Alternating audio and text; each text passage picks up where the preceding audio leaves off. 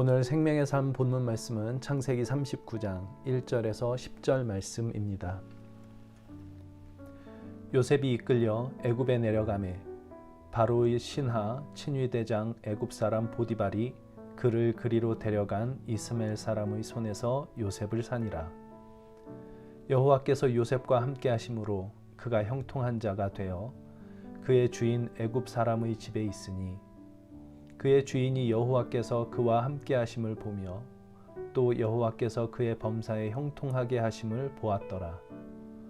요셉이 그의 주인에게 은혜를 입어 섬기매 그가 요셉을 가정 총무로 삼고 자기의 소유를 다 그의 손에 위탁하니 그가 요셉에게 자기의 집과 그의 모든 소유물을 주관하게 한 때부터 여호와께서 요셉을 위하여 그 애굽 사람의 집에 복을 내리심으로 여호와의 복이 그의 집과 밭에 있는 모든 소유에 미친지라.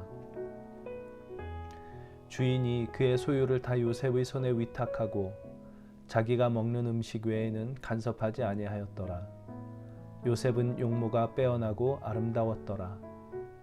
그 후에 그의 주인의 아내가 요셉에게 눈짓하다가 동침하기를 청하니 요셉이 거절하며 자기 주인의 아내에게 이르되 내 주인이 집안의 모든 소유를 간섭하지 아니하고 다 내 손에 위탁하였으니 이 집에는 나보다 큰 이가 없으며 주인이 아무것도 내게 금하지 아니하였어도 금한 것은 당신뿐이니 당신은 그의 아내임이라.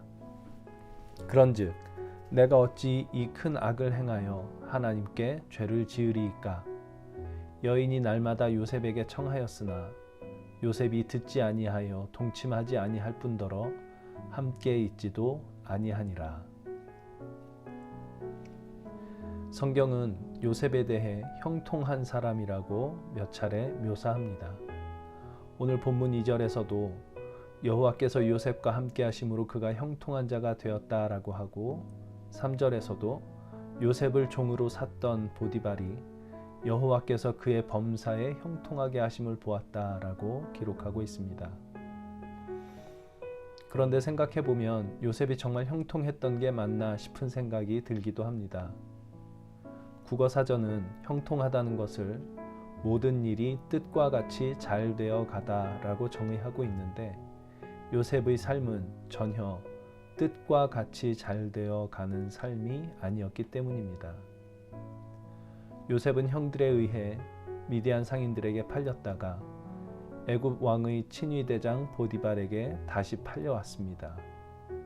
그런데 지금 그렇게 보디발에게 팔려온 요셉을 두고 성경은 형통하다라고 말하고 있는 것입니다. 어떻게 그것이 형통한 것이라 할 수 있을까요? 형들에게 미움을 받고 미디안 상인들에게 그리고 또다시 보디발에게 팔려올 때 요셉의 심정은 어떠했을까요?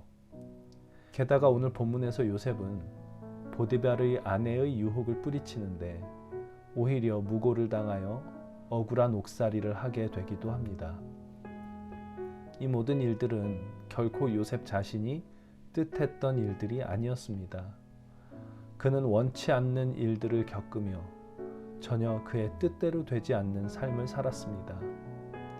그런데 성경은 그가 형통했다고 합니다. 그것은 요셉의 삶이 요셉 자신의 뜻대로 이루어지는 삶은 아니었을지언정 하나님의 뜻 안에서 이루어지는 삶이었기 때문일 것입니다.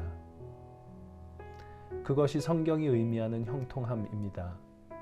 그래서 성경이 요셉이 형통하다라고 할 때 그 앞에 반드시 여호와께서 함께 하셨다라는 말을 덧붙이고 있음을 볼 수 있습니다. 본문 2절에도 여호와께서 요셉과 함께 하심으로 그가 형통한 자가 되었다라고 이야기를 하고 또 3절에서도 그의 주인이 여호와께서 그와 함께 하심을 보았다 그렇게 이야기를 하며 또 여호와께서 그의 범사에 형통하게 하심을 보았다 이렇게 기록하고 있습니다. 그렇습니다. 성경이 말하는 형통함이란 모든 일이 내 뜻대로 잘 되어가는 것이 아니라 모든 일이 하나님의 뜻대로 잘 되어가는 것입니다. 요셉의 삶은 고난의 연속이었지만 그 고난이 하나님의 뜻을 이루어가고 있습니다.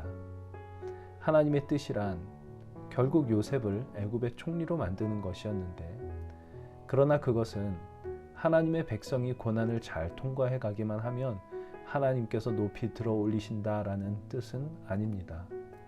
하나님께서 요셉을 총리가 되게 하시는 데에는 단지 한 인간이 권력과 명예를 갖도록 하신 것이 아니라 더 큰 하나님의 목적이 있었음을 우리가 잘 압니다. 그것은 요셉이 총리가 됨으로써 애굽과 주변 나라를 기근에서 구원하고, 그리하여 결국에는 야곱의 집안을 구원하는 일이었습니다.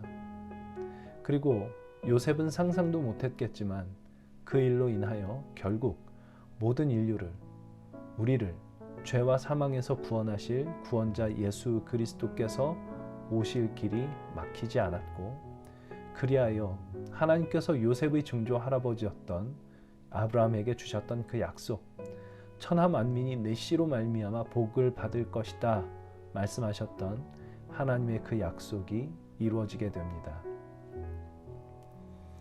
요셉의 삶은 하나도 요셉의 뜻대로 된 것이 없어 보입니다. 그러나 요셉은 형통한 사람입니다. 하나님께서 요셉과 함께 하셨고 요셉을 통해 하나님의 뜻을 이루셨기 때문입니다. 우리의 삶도 마찬가지입니다. 모든 일이 내 뜻대로 잘 되어가지 않아도 하나님이 함께 하시면 그 삶은 형통한 삶입니다. 그리고 그 형통함은 나만을 위한 형통함이 아니라 어떤 방식으로든 이 세상을 위한 형통함이 됩니다. 아브라함을 부르실 때부터 모든 족속이 너로 말미암아 복을 받을 것이라 라고 말씀하신 것처럼, 하나님의 뜻은 하나님의 사람이 복받는 것뿐만 아니라 하나님의 사람을 통해 모든 족속이 복을 받는 것이기 때문입니다. 그래서 보디발의 집에 팔려갔던 요셉, 형통했던 그 요셉을 통해 보디발의 집안에도 복이 내려온 것을 오늘 본문은 가르치고 있습니다. 오늘 내 뜻대로 잘 되어가지 않는 일이 있다면 그것은 어쩌면 내가 상상치도 못한 일을 하나님께서 이루시기 위하여 하나님께서 나와 함께 하시며 나를 단련시키시는 중이다 라는 뜻일지도 모를 일입니다. 내 마음의 소원대로 되는 일이 있다면 하나님께서 이루어주신 일인 줄로 알고 감사하고, 내 뜻대로 되지 않는 일이 있다면 그 역시 하나님께서 당신의 뜻을 이루시기 위함인 줄로 알고 더욱 감사할 줄 아는 사람이 될 수 있으면 좋겠습니다. 그것이 우리의 형통함입니다. 하나님, 우리는 우리의 삶이 우리의 뜻대로 되어도 감사하고 뜻대로 되지 않아도 감사할 줄 아는 사람들이어야겠습니다.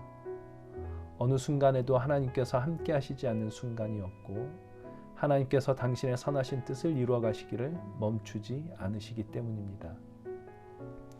우리의 형통함은 우리의 뜻이 이루어지는 것이 아니라 하나님의 뜻이 이루어지는 것임을 잊지 말게 하시고, 나의 뜻과 소원이 좌절될 때에도 나와 함께 하시는 하나님으로 인하여, 나를 통해 하나님의 뜻을 이루고 계심을 인하여 감사할 줄 아는 하나님의 사람이 되게 하여 주시고, 그런 우리를 통하여 우리 주변에 있는 사람들이 또한 복을 받게 되는 하나님의 복된 사람들, 형통한 사람들 되게 하여 주옵소서. 예수님의 이름으로 기도합니다. 아멘.